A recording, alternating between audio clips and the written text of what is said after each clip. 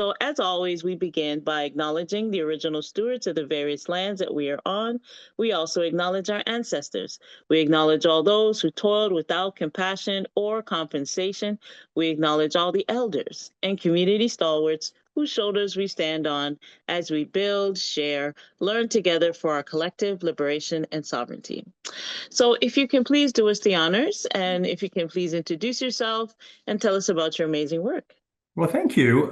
It's amazing work. That's very nice. I think actually most of the work I've done has more been on the shoulders of other people over the last 25 years or so. Um, I've really had two pieces. There's been the sort of private sector work that I've been doing. The last organization was with a global data company where we were gathering what we call citizen voices. We're able to ask citizens around the world around issues related to them, a lot related to democracy, other issues, particularly in hard to reach countries. So worked a lot with people like the World Food Program on understanding refugees' needs and in difficult situations. Also things around countering violent extremism. So I worked with different groups, United Nations and World Banks and a number of different Freedom House and other groups like that. So that's been really interesting and fun. My background's political science, also an MBA. So kind of was running these businesses for the last 25 years or so. Alongside that, though, I think what's been fun the whole time, I've kind of also had one leg in sort of social impact and try and connect those two and bridge that. So I guess one of the bigger things was about just over 20 years ago now, as one of the co-founders of the Center for Social Innovation, which is in Toronto. It's a co-location of charities and not-for-profits and social entrepreneurs and others, and that's been very rewarding. That's some amazing people, Margie Zeidler and Mary Rowe, and I'd say a bunch of people, but Pat Tobin and Tanya Zimmerman, who's the CEO now of it, and that's been really a amazing organization to be part of, and I'm the trustee there as well for the community bonds that we issued. And we can maybe talk about that later in financing, but a very interesting way of financing for social impact. And so now, I was the chair of the Daily Bread Food Bank in the past, but now what I do is I really help advise social impact organizations and the leaders of those.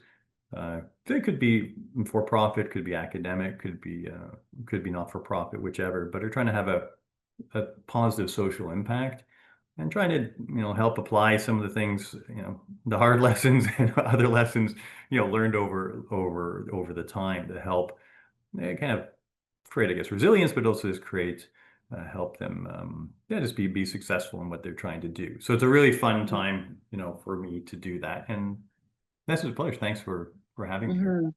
Awesome, awesome. So, like, what inspires you about the work that you do?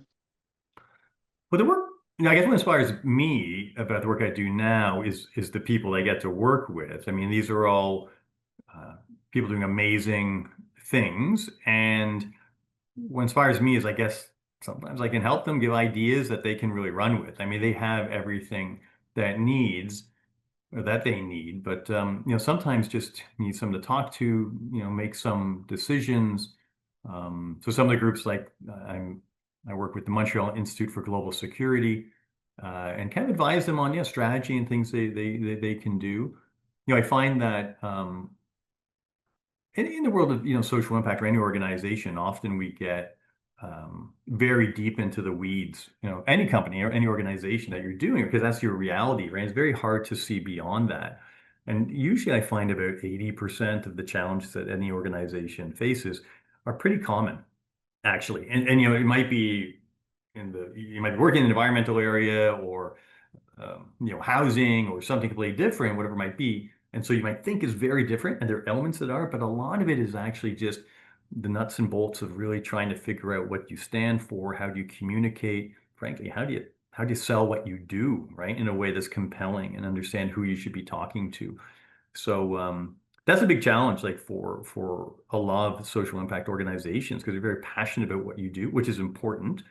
But then sometimes it's hard to step back and see, so what really, how are we different or not from others? So for me, what's inspiring is just the people who do this, and frankly, are some people say I'm an entrepreneur doing things. I'm not really an entrepreneur. I think I work well with entrepreneurs and people. I'm kind of that bridge between those who are kind of wild people. They're great. They jump into it and they do these things. And I can't help bridge them to maybe larger organizations, governments, or others, large businesses, finance, that they're trying to talk to, and kind of, know a bit, have a leg in both sides, and communicate and connect those groups. So for me, that's inspiring, seeing them just, you know, rock it, or change what they need to do. Right, right. Well, that's amazing. It's such a rewarding sector to get into because it really it's that people work and that heart work too. Just Very wanting to much see so. people succeed. Yes, that's awesome. So, now tell me, what are some of the challenges and opportunities facing social impact or the social economy sector? Um, well, some of the challenges, are just that, unfortunately, often some of the things that people try to do, that is really important, can, in times of difficulty or challenge that we have now, fall to the wayside. They can be seen as, nice to haves, and not really being core to organizations. And, I saw that, maybe 20 years ago or so, very much two worlds. You had the world of, let's call it, the impact and those groups, and you had sort of or you had corporations, and corporations, they did their, corporate social responsibility work like it was something you got to do, but wasn't really core to what they do. And then on the other side, impact organizations were like, we hate these people, they're evil, and we're really good. But the challenge was that a lot of these organizations, a lot that we knew at the Center of Social Innovation, is very difficult for them to scale in that way, because they were doing things, but it was quite localized. And there's this big gap between them and where corporations are. What's interesting is I think corporations have actually moved more to the center in terms of understanding purpose, and how purpose and impact is actually much more core to what they do, despite, the stuff we're seeing south of the border around, DEI not being, that is really a political reaction. But when I think organizations understand that, fundamentally having a purpose, connecting with their customers, with their consumers, with their employees, with their communities, and fundamentally being a part of that, is really core to their success. And frankly, one of the few things that differentiate them. A bank is a bank is a bank, but what are the things they can actually do that make them important? So they're kind of moving to the center, I think. And on the other side, I've seen a lot of organizations, or even social entrepreneurs, which is kind of a new thing. There was more the charities and not-for-profits. Now the social entrepreneur is really trying to combine that. And they're kind of moving this way as well. So you're almost having these circles starting to overlap, right? Where they're saying, we need to tap the markets, the financial markets, to scale in a way that's ethical, in a way that makes sense, in a way that shares that. But without that, even the best ideas won't have impact beyond very small circles and small communities, right? So in order to scale, I think, to me, that's the exciting part, when we can actually work more like that. Because if we really want to move the economy, have a social economy, you really need those to come together. On their own, it just doesn't happen. So easier said, but I do actually think, just having that perspective of years, that there is much more common language and common purpose, and common benefit, I think, is recognized. So I'm quite optimistic about that, despite there are obviously other global and other socioeconomic trends that are challenging as well. But that's what I would think would be the opportunity. Hmm. Yeah, I've interviewed people who that's their actual role, is to speak with corporate, corporations and those who Mm. do that CSR work, and to convince them to say, hey, if you structure your business in this way, these are the positives and all that. So it's definitely beneficial, Hmm. but it's just, you know, uh, seeing the two come together, I just think it should be a natural flow, cohesive flow, knowing that, the positive and negatives. When you do good, good will come Hmm. back, that type of energy flow. So, having to kind of create a position now, like a police officer coming to these corporate organizations, like do good, that, but it's needed. It's needed regardless, whether we have to force feed or it's a natural flow within the organization. Yeah. Yeah. Well, to me, I think the opportunity and the challenge actually um, is a difficult question that all organizations need to ask themselves. And really, it is, why do you deserve to exist as an organization? And often, let's say in the impact sector, it's just a sense that what we do because we're doing good, which is interesting and is fine.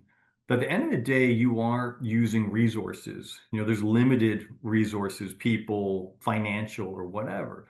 And you really have to ask, are we the right people for this? Or what am I doing? Am I the right one? Or maybe part of what we're doing was important, but maybe now is changed. Maybe because you've been successful, and that's great.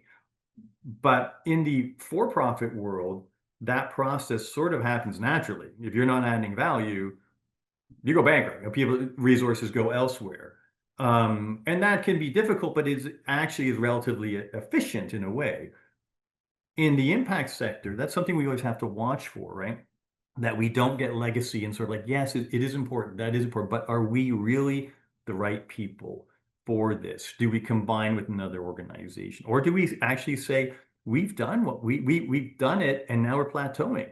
Now boom, and maybe we do something else. You want to keep moving up and not just doing that. So that's Well, difficult. It's yeah, very that's a great brave. point. It's hard conversations to have, right? But that Hmm. actually is something we have to do, and not let the passions of everything get in the way of it. On the contrary, use those passions to unlock other things that are really needed, and use that perspective to say, where do we need to focus to keep moving forward? You keep moving. Yeah, that's a great point. That's an awesome point. All right. So let me ask you, what does success look like in the social economy sector? Well, I would say, back to sort of what I was saying before, it's when it actually is, there isn't a social economy. Our economy is social. And that it's actually built into what we do. There aren't all these circles and groups and whatever, that fundamentally there's an understanding that our economy must be social. It must include people and planet, and have to be at the core of it. And also has to be something that's resilient, but that also can continue, that is sustainable, isn't just, hey, here's a cool idea, but it's working. And so, I mean, ultimately, last success. Maybe we're closer there. It seems to go forward and back a little bit. But for me, that's, when we can, honestly retire the term. And that's just economy or life or whatever word we want to use for it. But that is fundamental, and people realize inclusion of all different types of people, different different organizations, different ideas, is fundamentally has to be at the middle. And I think, to me, that would be success. Absolutely. Absolutely. I always say that too. I like to just keep things simple because I think a lot of times when we get into these spaces, we try and either, you know, politicize or, there's ways that it kind of gets too cumbersome when it's really Mhm. just very simple. Back in the day, farming and sharing and knowing that we share food as we grow food, or now it's just like me, myself, and you know what I mean. So we're trying to get Yep. back to those days of clean living and a real social consciousness that is should be just natural. We're really trying to Mhm. iron out because when human beings, when we run, we got to just watch and see, okay, are you running towards me, myself, and I? Are you running towards the we? Are you running Mhm. towards building? Are you running towards it's mine and only mine?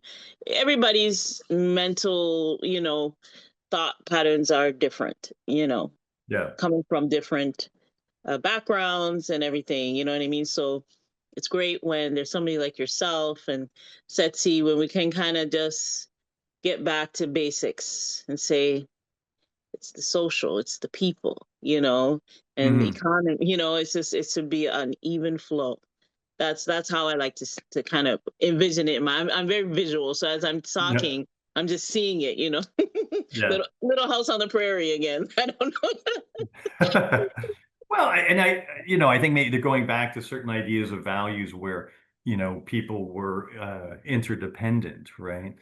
It's just like Hmm. with an individual or a child, as you grow, they're dependent, and then, they become independent. And people think, oh, Hmm. well, independent is the higher level, but actually, the highest level is interdependent, is when you understand more that, your role and how, groups and people work together. And, I think the game for a long time has been very much around the idea of, one wins, one loses. And competition isn't a Hmm. bad thing, like I said, for certain things, but ultimately, if that's the game, we have to shift the thinking. If- The game shouldn't be who wins and loses. The game should be that we keep playing, that the game can continue, that the game is including people in that going forward, that there's a role for people and the game continues. That is our life. And I think you have to shift in that mentality. But there's a lot of many things. We can go more into, just general, capital structures and social media and such that is really feeds on this idea of division, and there's all that we can talk about. But, it is that shift when we realize, yeah, you're on this ship together, and we gotta, you know, realize and move forward. And again, I'm an optimist, right? I do think even from a business point of view, there is an increased understanding that, just growth, and constantly trying to hit growth targets at whatever means is it's not sustainable. It just falls to the wayside. And so Hmm. ultimately, Hmm. sustainable, ongoing is, I mean, growth. We can talk about degrowth, but, continuing on in a way, we have to think differently of that. Sometimes it takes challenges and shocks to get people to, realize that. But ultimately, I think that's where we need to get to, hopefully, Yes. hopefully soon. Hopefully soon, and it's not even for our generation anymore. It's the next and the next and the next. I mean, we're Not so. we're laying a foundation, but we obviously we have to pass this torch, and they're asking questions, and they want the answers to those questions. I have a little 3-year-old granddaughter, and if you don't answer her question, she's going to be in your face like, I asked you a question. That's great. So yeah, so wow. So Eric, this has been really dynamic, very inspiring, and I would just say, just if you can please leave us your last thoughts and our calls to actions moving forward. I think we kind of talked about some of those in terms of what future is, but I really, um, I guess to me, a lot of it says unlocking the potential in individuals, and really trying to. For me, that's what I love. If I can help in any way, just when I talk to people and you feel like everyone has something in them that they can offer, and creating situations that we can all contribute in the way that we can contribute. I think that's really where the opportunity is for us. Um, and so that I know to me that would be a goal again when we could, not have to think about, the social economy, and economy is just social, and that we do think it's, say, people and planet first, ultimately.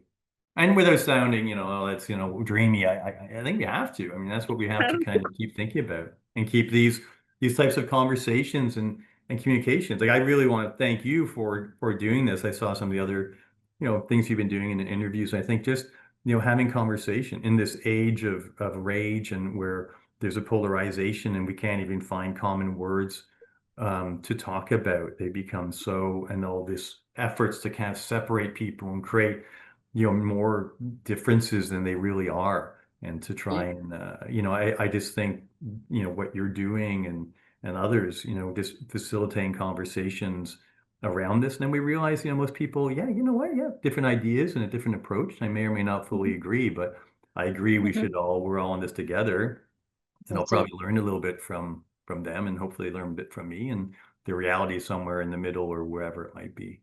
So, That's it. no, I just That's really it. appreciate what you're doing, and I think this is a great initiative. So thank you for having me.